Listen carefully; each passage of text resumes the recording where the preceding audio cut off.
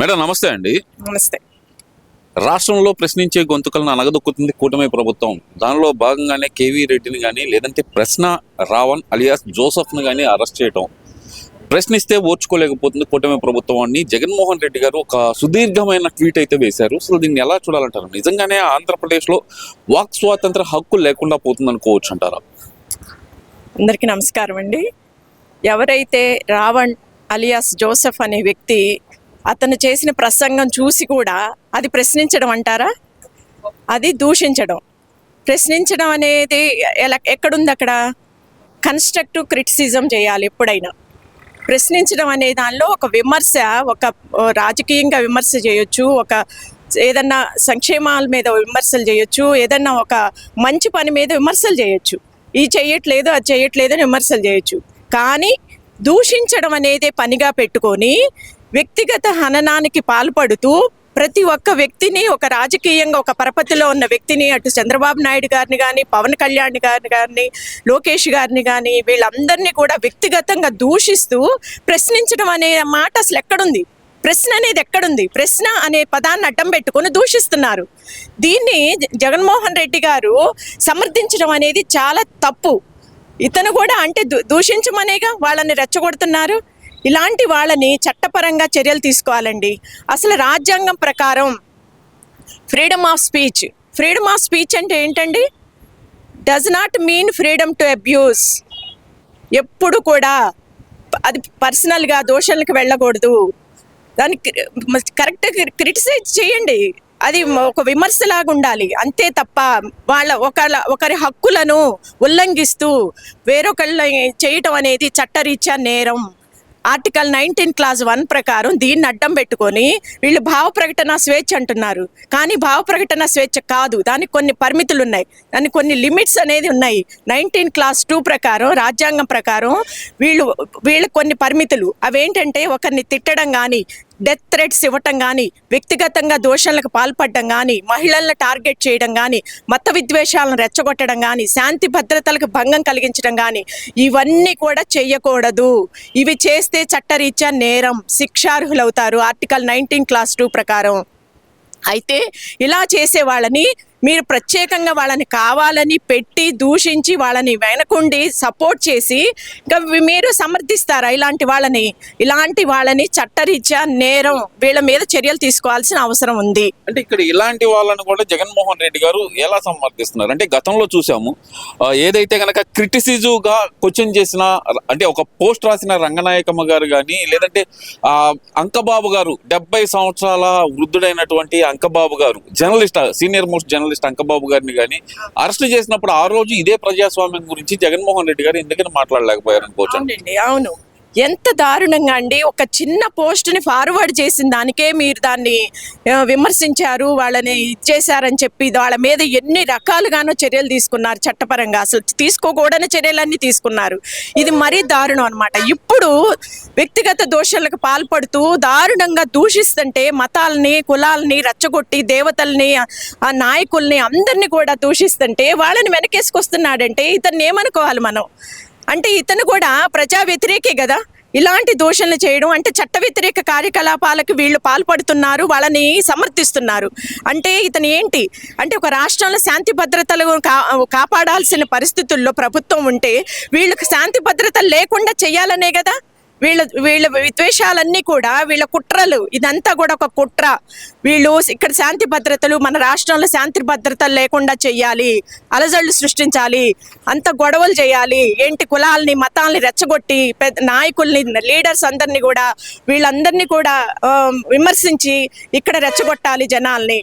అప్పుడే వీళ్ళు శాంతి భద్రతలు కరువు అవుతాయి. ఇక్కడ ఎంతో సమర్థవంతంగా, ఎంతో ప్రతిష్టాత్మకంగా మన రాజధానిని కాపాడుతూ, రాజధానిని ఎంతో ప్రతిష్టాత్మకంగా తీసుకొస్తున్న పరిస్థితుల్లో దాన్ని కన్స్ట్రక్షన్ చేస్తున్న పరిస్థితుల్లో ఇప్పుడు ఎన్నో దేశాల నుంచి ఇక్కడ ఎన్నో లక్షల కోట్ల పెట్టుబడులు వస్తున్న సమయంలో వీళ్ళు ఇలాంటి సందర్భంలో వీళ్ళు కుట్రలు పన్ని ఇది చూడలేక వీళ్ళు ఇక్కడ శాంతి భద్రతల్ని విఘాతం కల్పించాలని వీళ్ళంతా కూడా కుట్రలు చేస్తున్నారు. ఇదంతా కూడా ప్రజలు గమనిస్తున్నారు. వీళ్ళని చట్టపరంగా చర్యలు తీసుకొని శాంతి భద్రతలు భంగం కలిగించకుండా చూసుకోవటం ప్రభుత్వం యొక్క బాధ్యత. నిన్న చంద్రబాబు నాయుడు గారు చేసిన కామెంట్స్ కూడా దీనికి రిలేటెడ్ గానే అనిపించినాయి. ఏదైతే కనుక విజయవాడ సాయికృష్ణ మిస్సింగ్ కేసు కానీ, లేదంటే కనుక ఈ ప్రశ్న రావని ఇష్యూ కానీ, లేదంటే ఒక్కొక్క చాట ఒక్కొక్క ఏరియాలో నిన్న తోపుదుర్తి ప్రకాష్ రెడ్డి దగ్గర కానీ, నాయకులారా మీరు ఆవేశపడిమాకండి, సవాళ్ళకి ప్రతి సవాళ్ళకి స్పందించమాకండి, చట్టం తన పని తను చేస్తుంది, మీరు నియోజక అభివృద్ధి మాత్రమే చూసుకోండి అంటూ చంద్రబాబు నాయుడు గారు చెప్పటాన్ని ఎలా చూడాలంటారు? వీటన్నిటి తగ్గించే ప్రయత్నం అనుకోవచ్చు అంటారా, లేదంటే కనుక కప్పిపుచ్చుకోవడానికి ఇదంతా చెప్తున్నారు అనుకోవచ్చు అంటారా?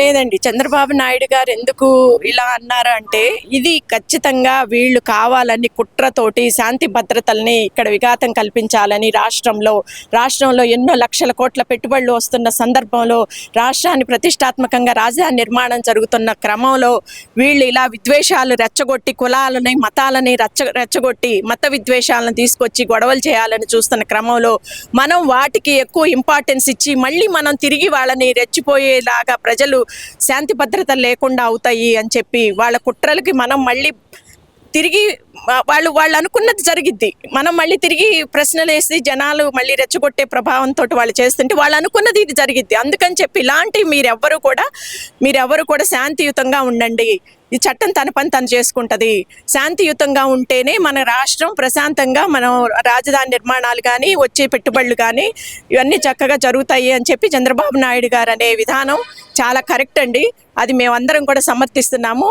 ఇలాంటి వ్యక్తులు, ఇలాంటి మత విద్రోహ శక్తులు, వీళ్ళు కులాలను రెచ్చగొట్టే వీళ్ళు సంఘ విద్రోహ శక్తులు, యాంటీ సోషల్ ఎలిమెంట్స్, ఇలాంటి వాళ్ళని చట్టపరంగా చర్యలు తీసుకునే పని ప్రభుత్వం చేస్తుంది. అంటే ఇక్కడ ఎందుకని అంటారు ఒక ఆంధ్రప్రదేశ్ లో మాత్రమే ఇలాంటి పరిస్థితి ఎందుకు వచ్చిందనుకోవచ్చు అంటారు? అసలు ఖచ్చితంగా ఇది కేవలం ఇదిగో జగన్మోహన్ రెడ్డి పెంచి పోషిస్తున్నటువంటి యాంటీ సోషల్ ఎలిమెంట్స్ అంటే వీళ్ళంతా కూడా అరాచక శక్తులు, రాక్షసత్వం, వీళ్ళ పరిపాలన, అభివృద్ధి, ప్రజా సంక్షేమం ఎప్పుడూ లేదు.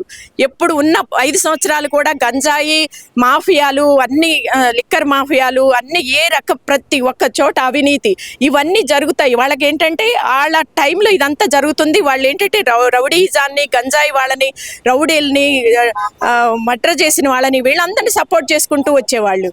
ఇక్కడ ఏంటంటే ఆంధ్రప్రదేశ్ ప్రభుత్వం ఎంతో ప్రతిష్టాత్మకంగా చంద్రబాబు నాయుడు గారికి కానీ, కూటమి ప్రభుత్వానికి కానీ, పవన్ కళ్యాణ్ గారికి కానీ, లోకేష్ గారికి కానీ మంచి పేరు వస్తుంది.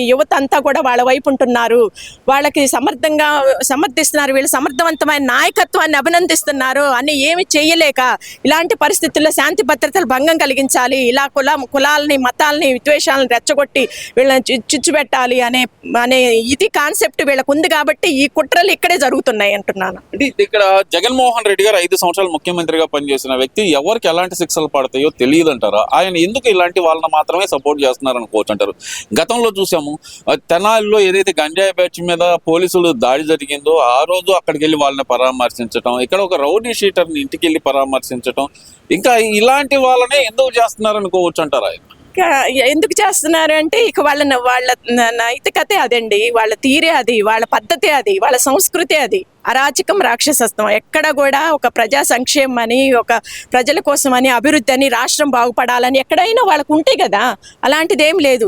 ఎక్కడ పడిన రౌడీల్ని, గంజాయి బ్యాచుల్ని, మర్డర్ చేసిన వాళ్ళని పరామర్శించడము, వాళ్ళకి సపోర్ట్ చేయడము, వాళ్ళని వెనకేసుకుంటూ రావడము, ఎక్కడైతే శాంతి భద్రతలు లేకుండా చెయ్యాలని ప్రతి నిమిషం ఆలోచన కుట్రలు చేస్తున్న వీళ్ళని ప్రజలే వీళ్ళకి బుద్ధి చెప్పాలి. ఇప్పటికే చెప్పి పక్కన కూర్చోబెట్టి ప్రతిపక్షానికి కూడా పనికిరారని చెప్పి 11 సీట్లతోటి పక్కన కూర్చోబెట్టారు. ఇక రాబోయే రోజుల్లో ఒక్క సీటు కూడా రాదనేది ఖచ్చితంగా ఖరాఖండిగా తేలిపోతుంది.